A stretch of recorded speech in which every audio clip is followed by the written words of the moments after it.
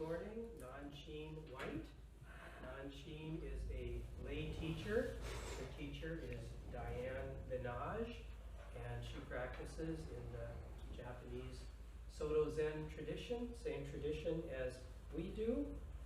Nanshin her career was as an academic economist.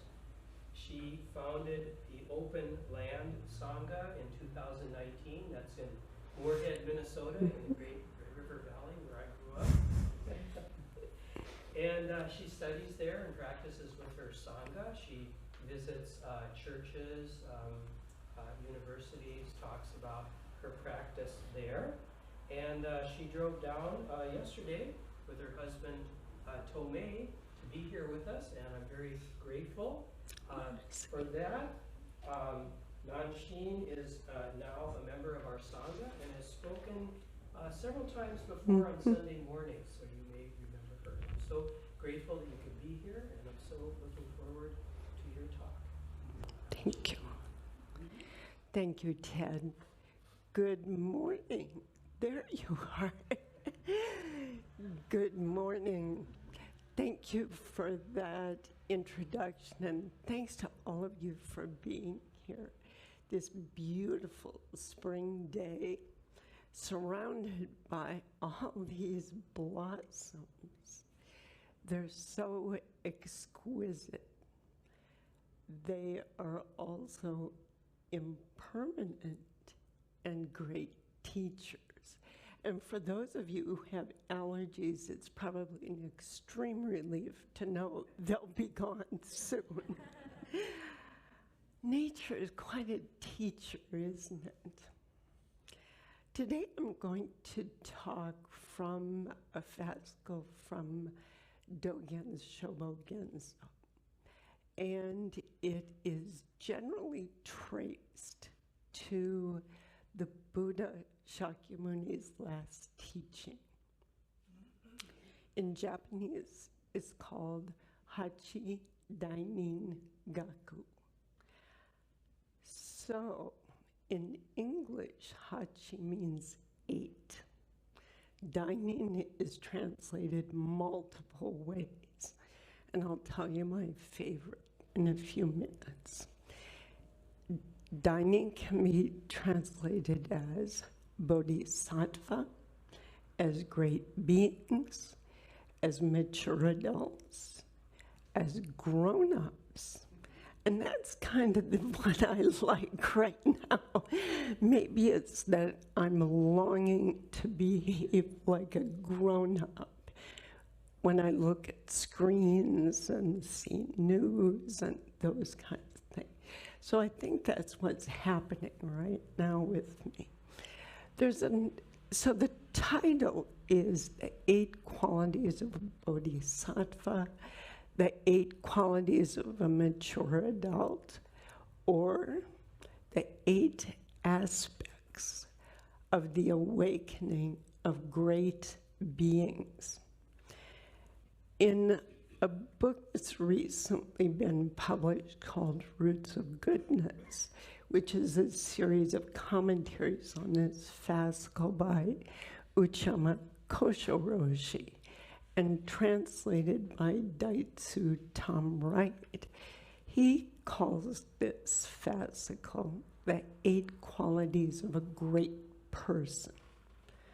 So, it seems to me that practicing with this fascicle right now is useful at a time and a place, maybe overwhelmed by events of the day.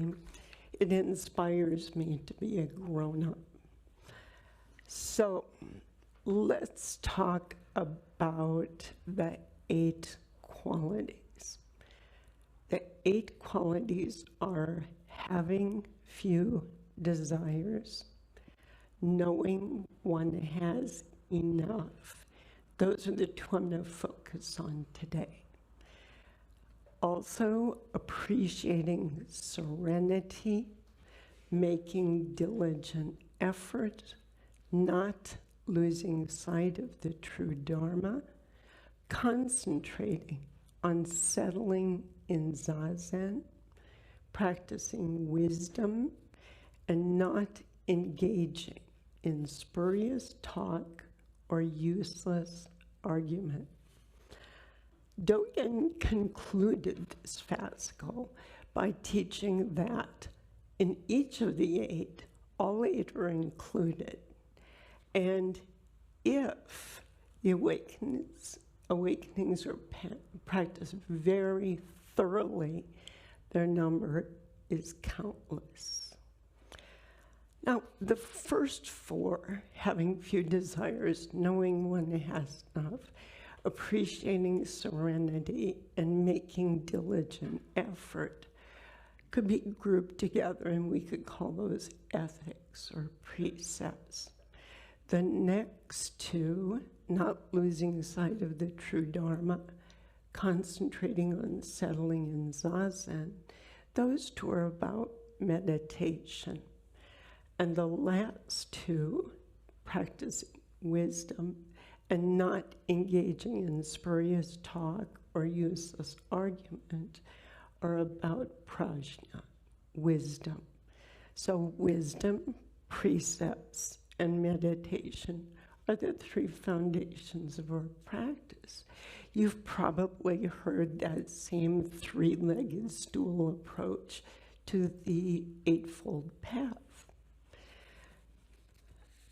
What I'd like to do now is turn to a translation of the instruction from the Buddha and then also by Dogen.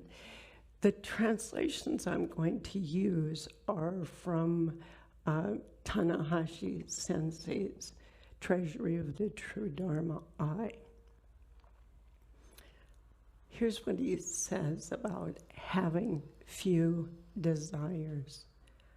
Monks, know that people who have many desires intensely seek fame and gain. Therefore, they suffer a great deal. Those who have few desires do not seek fame and gain and are free from them. So they are without much trouble. Doesn't say any trouble. Having few desires is itself worthwhile. It is even more so because it creates various merits.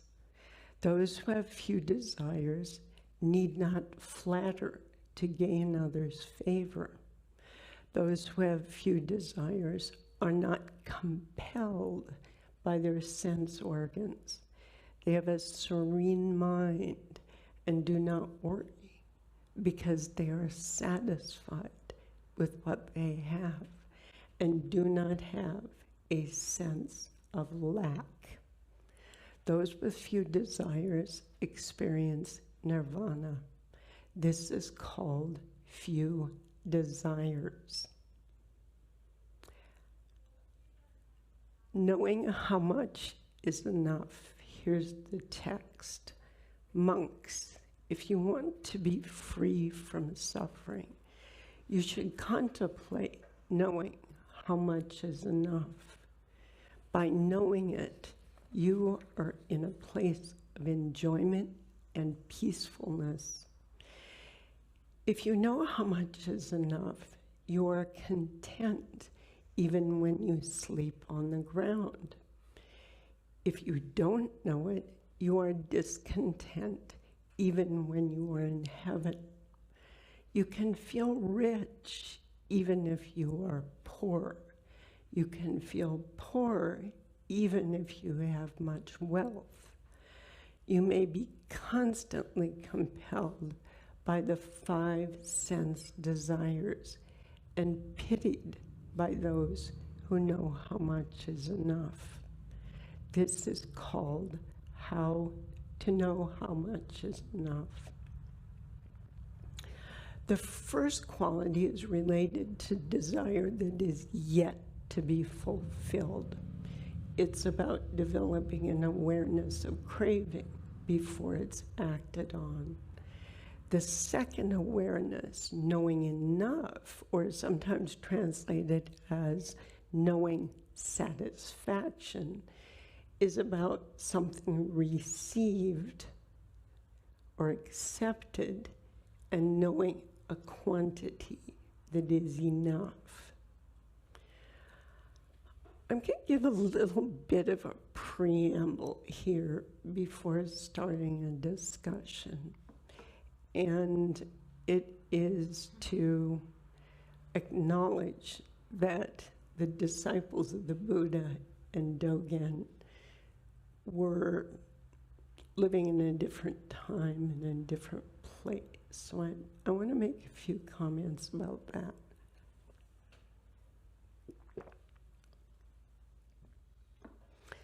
For the disciples of Buddha and Dogen, having many desires and knowing enough were distractions from attending to the suffering of all beings. Knowing enough probably meant that the monks would have their robes and their begging bowl. The amount of food, for example, that would be received in a begging bowl would be enough to sustain their lives. They wouldn't refuse food because it would weaken their bodies, and it would also deprive their benefactors of accruing merit. Receiving too much might impose a burden on the donors, the people who support them. These qualities that are being described here are expressions of wisdom and compassion. It seems to me to take a few minutes to acknowledge that most of us live today in very different circumstances from the Buddha and Dogen. Like Dogen and the Buddha, we live in a country with income and wealth disparities where now there are those who live in sidewalks or tents below our overpasses, those who have multiple palatial homes. There are those with economic power who have passed legislation such that alms rounds and sleeping anywhere on the ground are unlawful activities. I once gave a talk on this fascicle back at Mount Equity in Pennsylvania, and I also focused on desire and knowing enough, and it was written to people like myself who have too much. I looked in the audience and I knew that someone present was living in his truck and he was eating from a dumpster. This was an important lesson for me.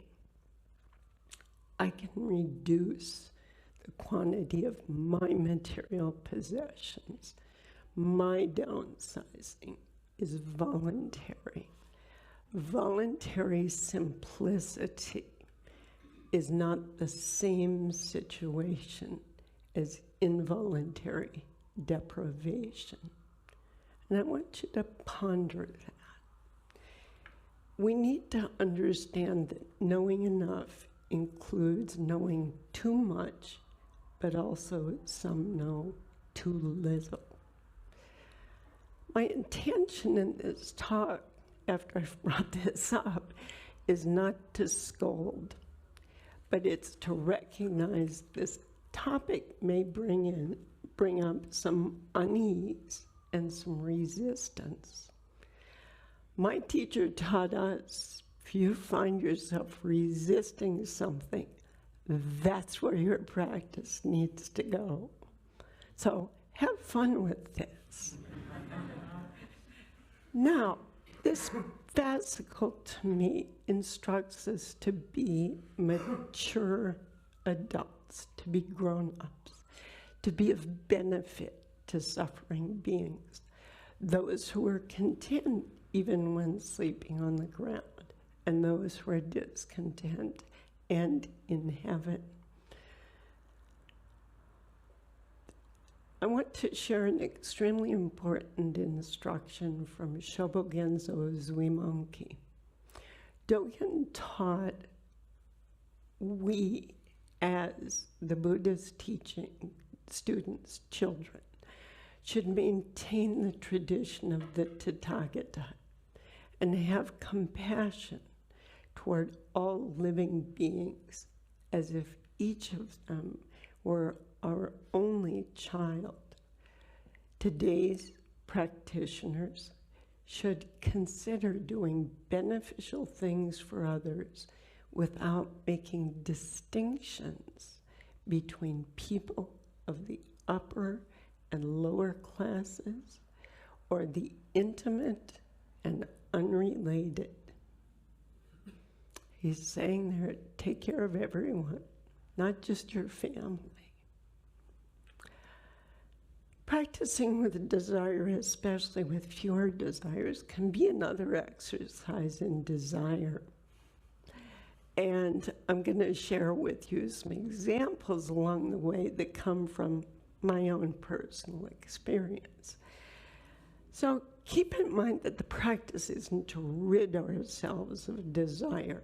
It's to become familiar with desire. And becoming familiar with desire can reveal some uncomfortable truths.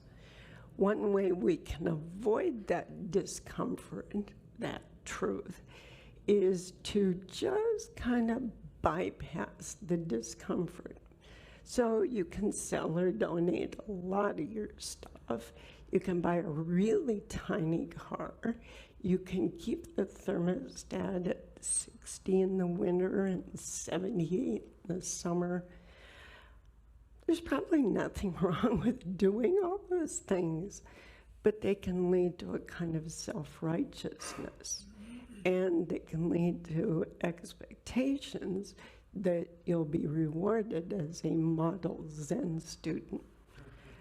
That's all just more desire. So what are we as humans in the Zen tradition?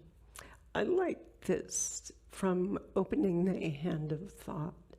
Uchiyama Kosho Roshi explains, there are two sides to a person who practices the way. One is the personal self. There's always pulled to and fro by desires. The other is the self that is sitting in zazen, that's letting go of all thoughts. This is the ordinary person living out universal self.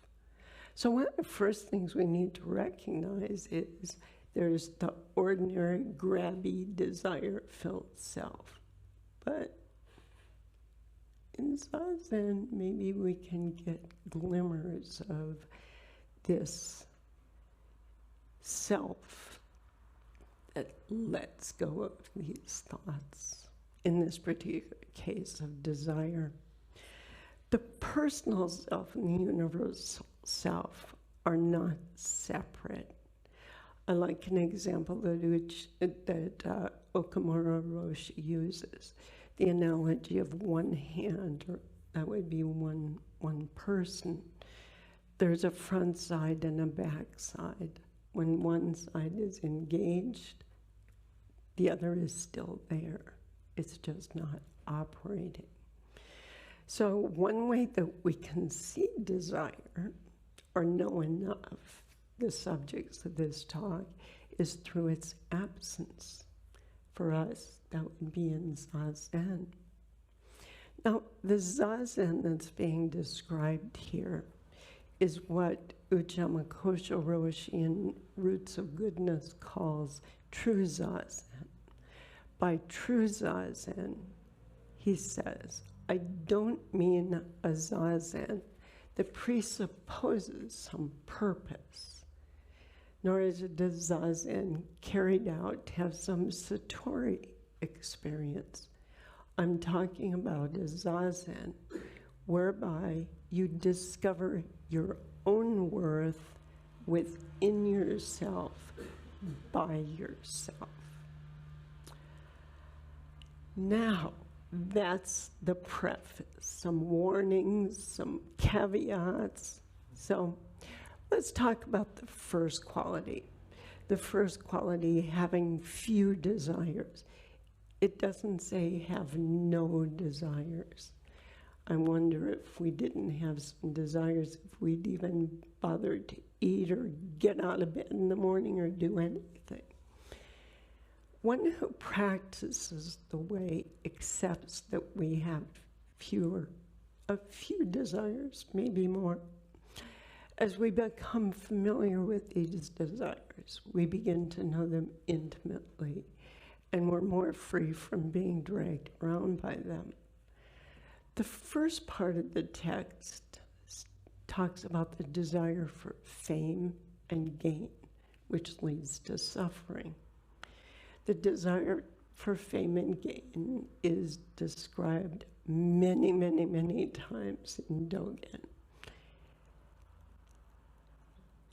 Fame and gain is always in relationship to another person. It's about gaining advantage. It's about separation. And in the first part of that text, he talks about flattering to be in positions of political and economic power. In returning to silence, Katagiri Roshi refers to the desire for power and prosperity as a kind of thirsting desire, which emerges from the discrimination of seeing things as separate. We want to have some power to control others. When we look to others to put ourselves in a desired position, we're putting ourselves in a perilous position. As the Buddha said, to depend on others means to be unsettled. When my teacher first invited me to sit a long session, we had a discussion about what to bring and comportment. But I am very fortunate that she taught all of her students to not comport oneself or to not have material possessions that would cause jealousy. It was a very important part of our teaching. And so I'd like to share with you another quote from Shobogenzo Zuimonki, where Dogen offers a teaching about evoking desire. So how our own desires evoke desire and jealousy in other people. He's telling the story about Devadatta, the Buddha's cousin.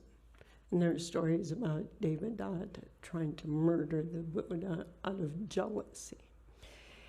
In this particular case, the story goes that Devadatta became jealous when the king delivered ample amounts of provisions to the Buddha. Dogen instructed the degeneration of monks is often caused by lives of wealth. Not only is wealth harmful to a single monk, it caused other people to commit evil deeds as well, creates bad karma. Even if a person makes an offering in pure faith, if the offering is especially large, we see it as a debt of kindness and want to repay it. This brings me to a story about desire and the influence on our desires of our present society's value system. We do not live in isolation of all others. I'm very fortunate to have taught, as Ted said in the introduction, I taught economics for 31 years at a private university on the East Coast. I didn't pursue economics at university to become rich. I did pursue economics at university because I am really curious. That's why I can dive into Dogen and be totally confused, but I'm just curious about what's he up to here. So I enjoy learning and teaching, and I like the set of questions that economics offered. So my choices there were driven more by curiosity than ambition. That's not always the reason that people come to colleges, especially those that are defined as prestigious or elite. Many of my students did come from well-to-do families. Their parents, like all parents, wanted to do the best they could for their children.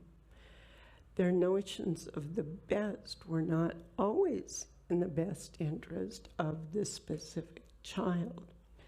That's because the desires for them were so greatly influenced by the value system in which our society, in which we all live. I'd like to share with you an economics book, and it's written by a retired Cornell economist named Robert Frank. It's written in 1999. It's called Luxury Fever: Why Money Fails to Satisfy in an Era of Excess. All right, let me do that again. Why money fails to satisfy in an era of excess. The book was written 25 years ago, and he explored the kind of competitive behavior of aspirations and our willingness to follow along what very wealthy people are doing. Loving parents want their kids to get ahead, and that's measured by wealth and status. Getting into the best universities starts at conception, pre-K, kindergarten, primary and secondary schools, then the right university. And once a student arrives at the university, there are a narrow set of majors that the students pursue. All of these decisions are predicated on an idea of gaining advantage. What is behind that? The value that the labor market will place on the child when the child graduates. I saw that a lot. Fewer desires and knowing enough are antidotes to the pervasive drive for wealth and the power that it brings. Understanding what's going on here in the way that Frank described it, that I just shared with you, also understanding these motives and the societal value systems that have really ramped up a lot in the last 40 years or so helps me to understand the behavior of the current crop of billionaires that are influencing very powerfully the political environment in this country. The second part of having few desires in the text is that those who have few desires are not compelled by their sense organs. They have a serene mind and do not worry because they are satisfied with what they have and do not feel a sense of lack. These are the desires that arise from the five senses. Desire is aroused when a sensor meets an object. Desire isn't bad or good. it is. Desires are plentiful. The sense of lack shows up in many, many, many, many ways. When I first began to practice with my teacher, I enjoyed running longer distances near our home in central Pennsylvania. The roads there were rural, typically featured hills, trees, all sorts of natural beauty, lots of landmarks that served as signposts and distractions. When I visited my family in the flat, open expanses of North Dakota, I became aware of an intense desire for a more interesting landscape. The scenery was plain, and it was really discouraging to look ahead and see nothing but land.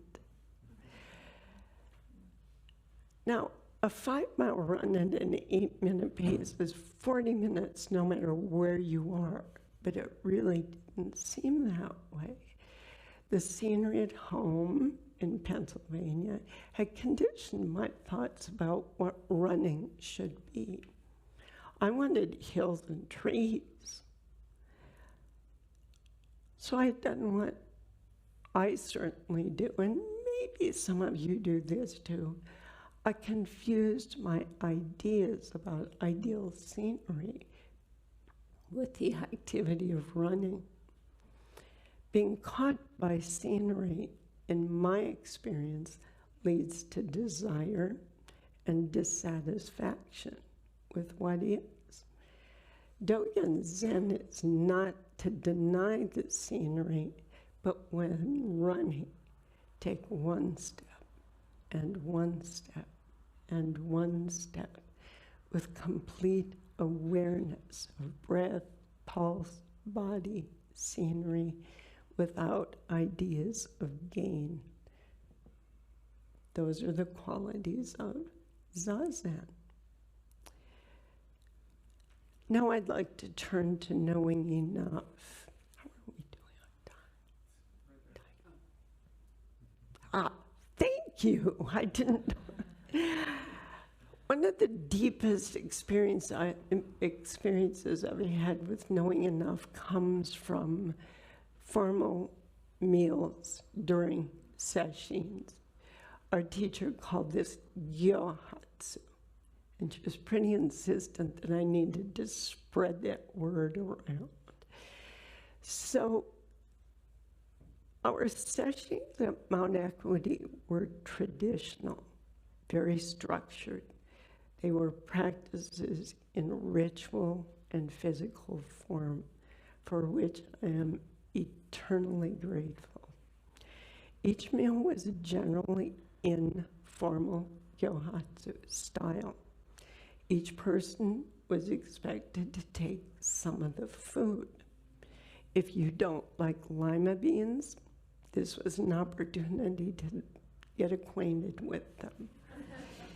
The quantity of food was one of the few decisions that was under an individual's control. Usually a period of zazen after, especially the noon meal, which included rice and carbos. Usually cleanup followed, and then in the summer months, we didn't have air conditioning. In summer months, in a long July session, lots of people in the zendo. It was very humid and very hot. So in the beginning of the session, if I ate too much, I would get groggy. So guess what I did? I ate too little. And then I felt hungry. And what happened, though, over the course of the session was that as the body-mind settles, I would eat just enough. The kind of knowing enough is not coming from deliberation. The body-mind settled, and it was in harmony with what was needed. When circumstances changed, let's say the next day's SAMU, the work practice was harder, I could adjust. The Buddha and Dogen, I believe, are teaching us with this quality that when we fulfill our desires, which are plentiful, unless we know enough, we create more attachments. We create more attachments, that means more suffering. Bodhisattvas, grown-ups, practice with non-attachment, sometimes called renunciation. Suzuki Roshi has a definition of renunciation that's very different than the way that I was taught about renunciation from a different religious tradition. And I think it's fairly consistent with the definition of renunciation in Soto Zen. Suzuki Roshi said to renounce things isn't to give them up, it is to acknowledge that things go away. Joko Beck in her book Everyday Zen puts a fine point on this, and in her traditional, very clear way of saying this. She says, we need only to realize that true renunciation is equivalent to non-attachment. The process of practice is to see through, not to eliminate anything to which we are attached. First, we see that we're attached. As we do consistent, patient zazen, we begin to know that we're nothing but attachments. They rule our lives. But we never lose an attachment by saying it has to go. Only as we gain awareness of its true nature does it wither away. So long as we have pictures of how we're supposed to be, or how other people are supposed to be, we are attached. And a spiritual life is simply the absence of that. To study the self is to forget the self, in the words of Dogen. So we don't know enough. We don't learn to know. We don't develop awareness of knowing enough by comparing what we have to another person. That's the value system of another person or a culture. And we don't use that to live out our own life. The example of the poor person who is rich, the rich person who is poor, means that they're free of comparisons. They're free of values that society places on their worth. Practicing with desire and knowing enough can be discouraging if we don't practice patience and if we forget that desire is incredibly strong, though impermanent. How to work with the qualities of few desires and knowing enough doesn't come from straitjacketing us in a very rigid way. One of the very, to me, almost soothing insights came from Katagiri Roshi in Each Moment is the Universe.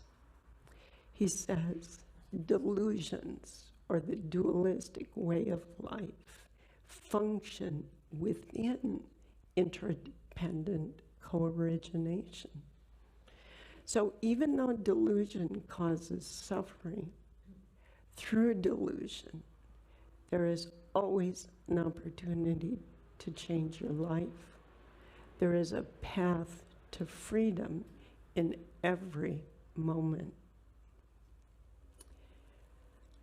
In the last few minutes, I'd like to share a story that comes from braiding sweetgrass. And knowing enough.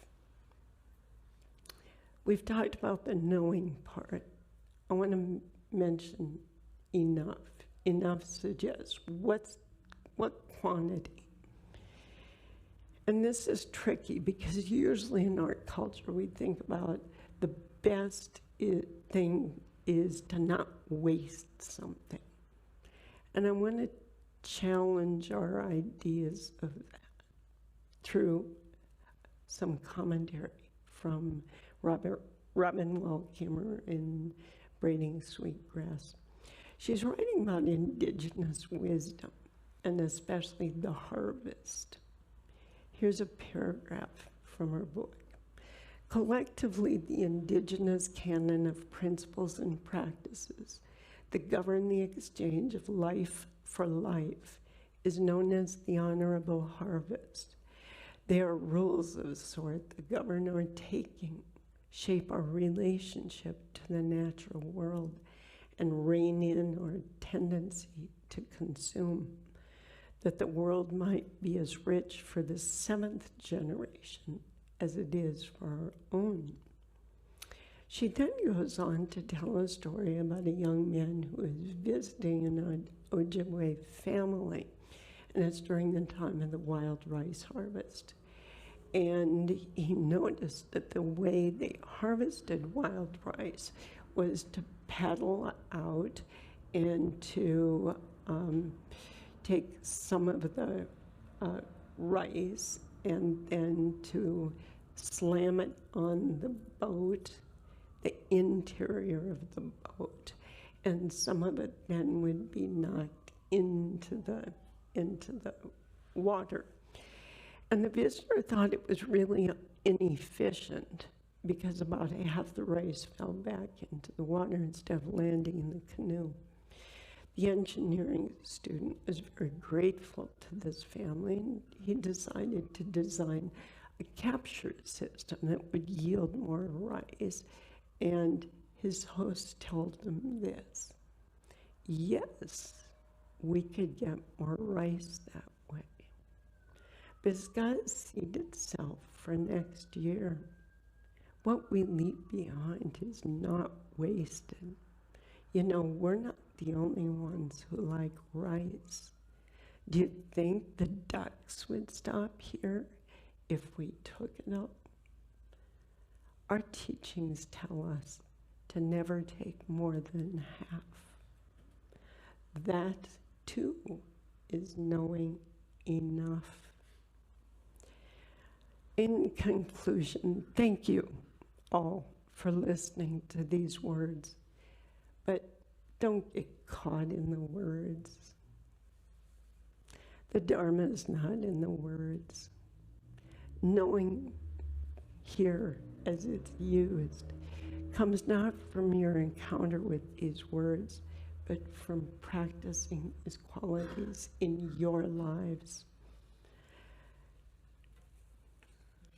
So take care with that. Having few desires and knowing enough are beyond discriminative thinking. These qualities of a mature adult arise spontaneously and without agenda. And when that happens, when we live this way, it's one life manifesting all life. Thank you very much. Thank you. Now it's fun time. Questions, comments?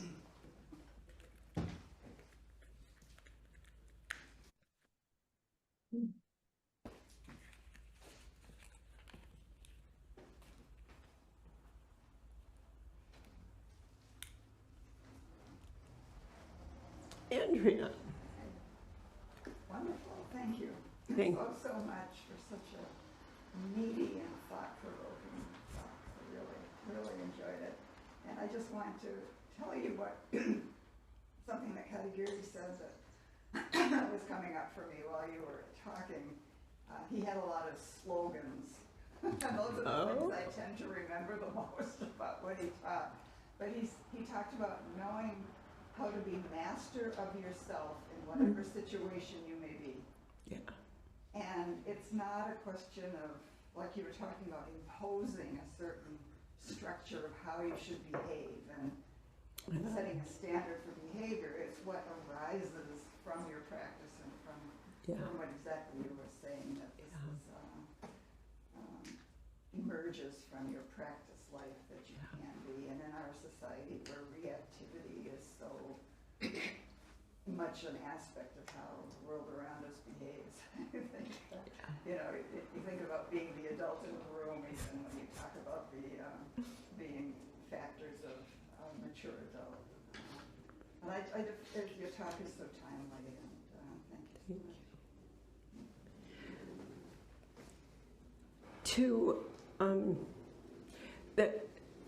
the arising of the kind of grown-up behavior without all of the thinking and all of the baggage that we put on our behavior. One of the examples I give with the students back at home is that for the last 6.5 years of my mother's life, she was in skilled nursing. And we would visit her when she was still fairly alert and mobile.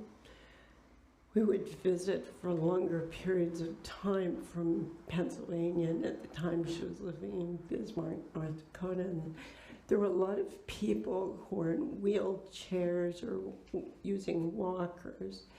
And at one point, my understanding of what knowing meant came from experiences that I had there, where I would see someone maybe slipping out of a wheelchair or kind of out of balance with the walker, and without any thinking, no deliberation, no discrimination, to just offer a hand when there was some stability and just walk away.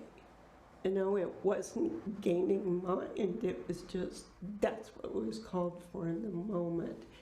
That's the kind of knowing. So, thank you.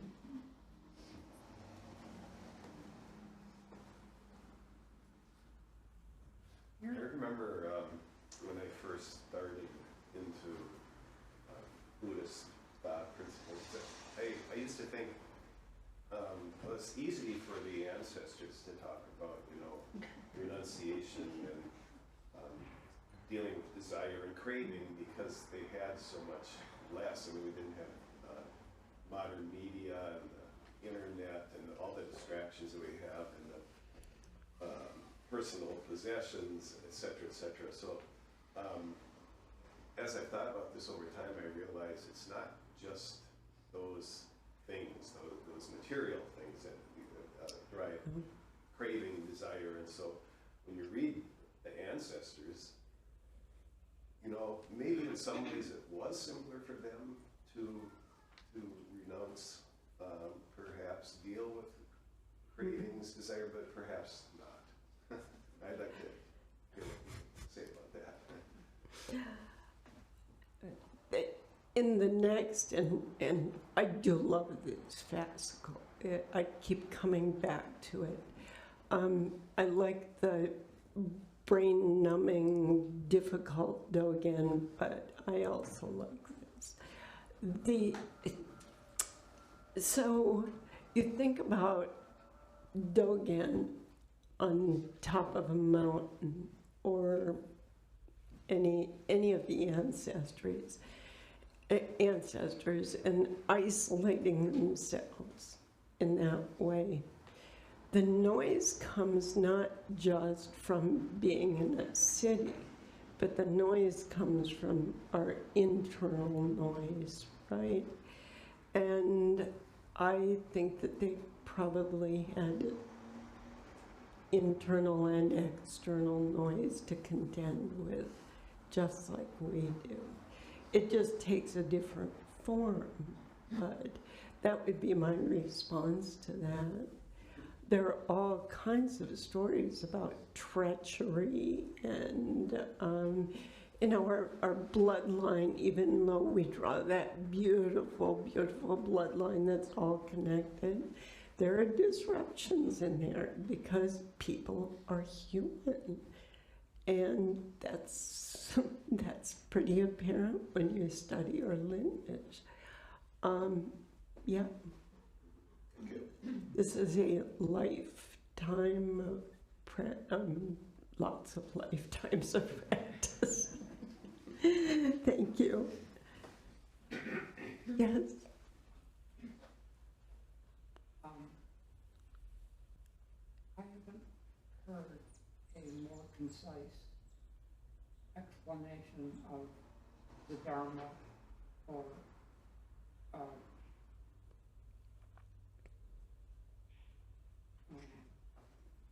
I'll leave it at that.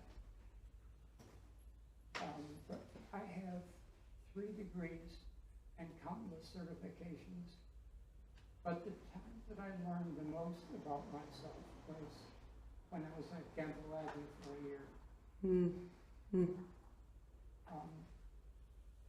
And sometimes now I try too hard to be myself.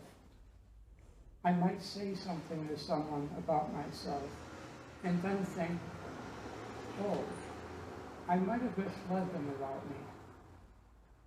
And I tend to be, except when I'm alone, I tend to be self-conscious of, if I don't know everything about who I am, how could I tell someone about who I am? Or maybe I guess I shouldn't try to tell someone who I am. I'm sorry for I guess I didn't shouldn't hear try that. to tell someone who I am.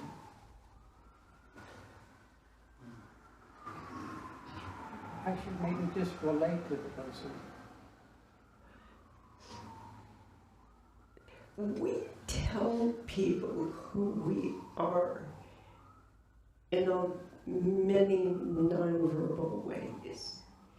And I sat a 5-day session a couple of years ago with someone at a different Zen center, and the same person sat to my left every day except for sleeping time. That person was to my left. I knew a great deal about that person from sitting next to him during that session. So the interesting thing that happened is that we didn't really exchange a lot of verbal communication, because anything, it would be like the last of these 8 qualities.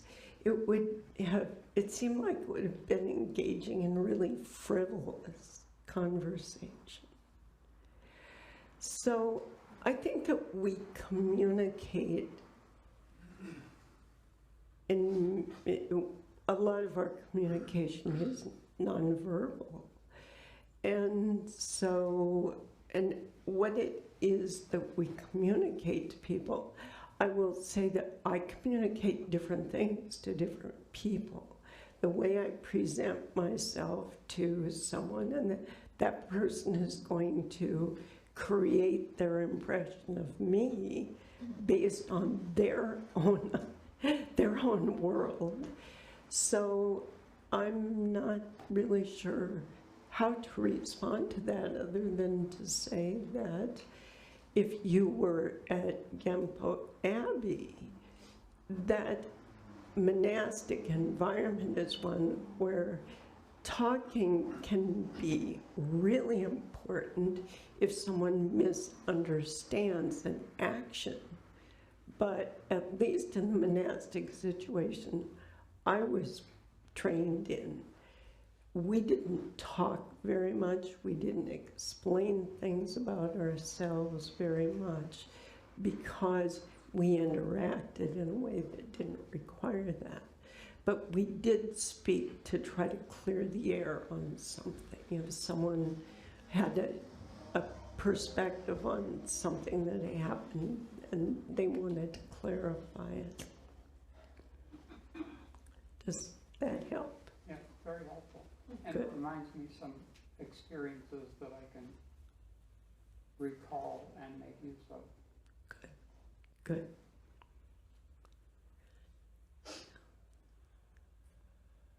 Yes.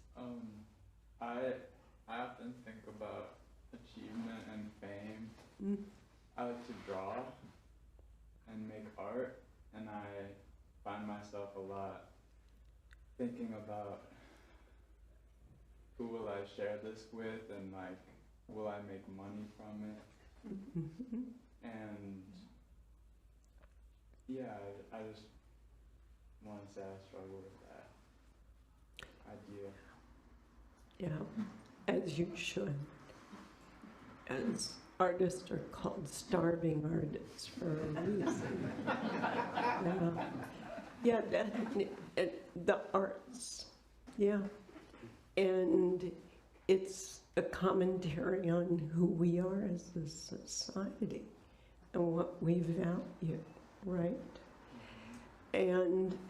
But the important thing I want to say to you is that the value of your work has to be made by you, not by what out there thinks.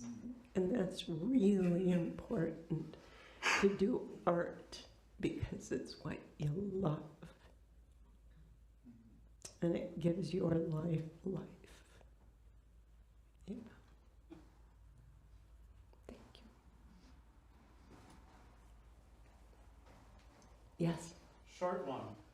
Is just knowing, how does that relate to prajna? Just knowing. So just knowing what is enough or too much, or just when your story of helping folks at the home, that feels like there's a relation, your practice of you just did the thing. You just did the thing with no gaining money. I feel like that there's a connection to prajna somehow, or that wisdom before. How are you defining prajna? Just that, oh God. That thing that happens before knowing, or the thing, what it is before knowing. That's all I'm going to give you. Well, then you have your own answer. Okay. You answered your own question really well. Got it? Yeah.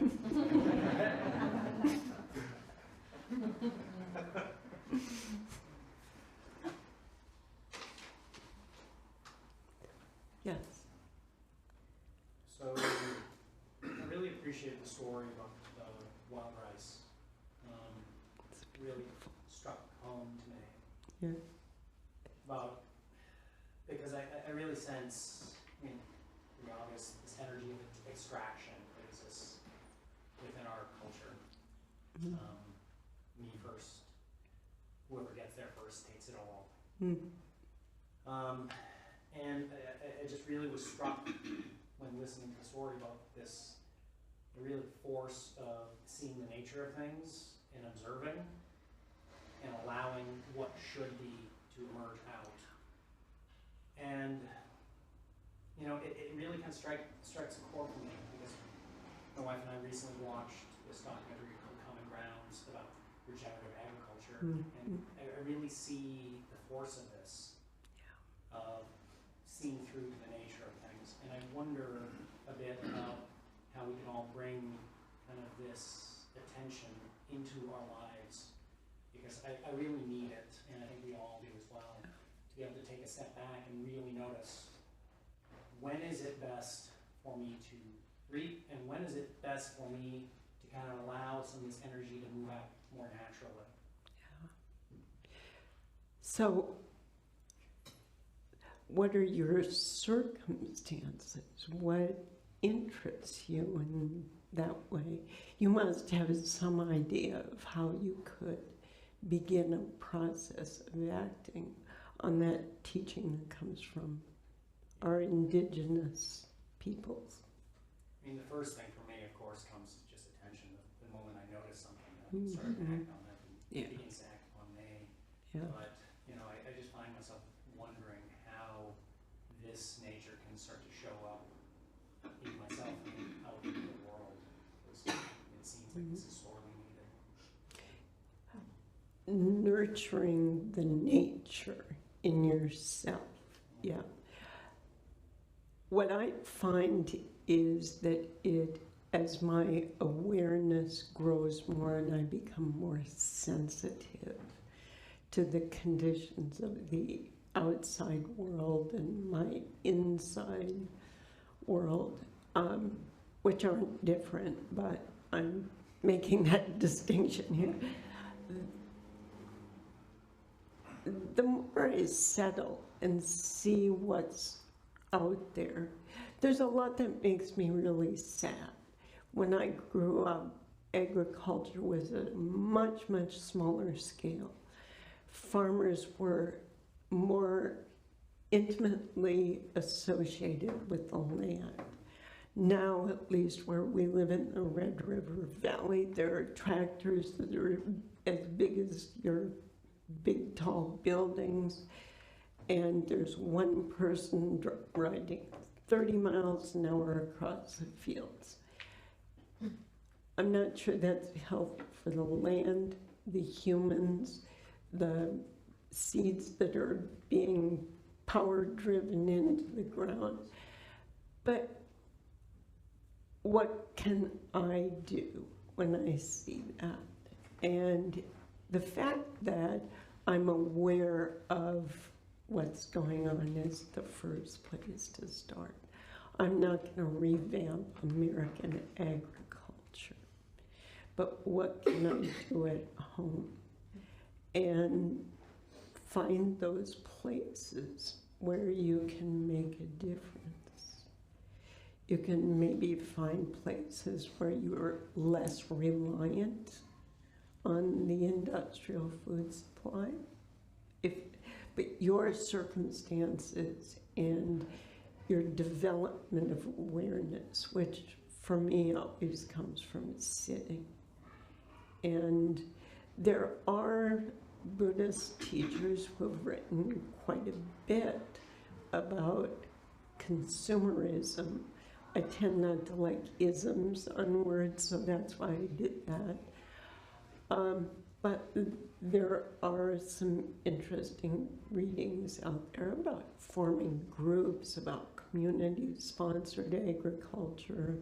Where we are, there are garden plots that are now available for people to plant their own gardens, and that's a lovely way of building community, especially with some of our new immigrants, the new Americans. It's really a lovely way to build some of that. But you need to do what you need to do to address those issues that come to you.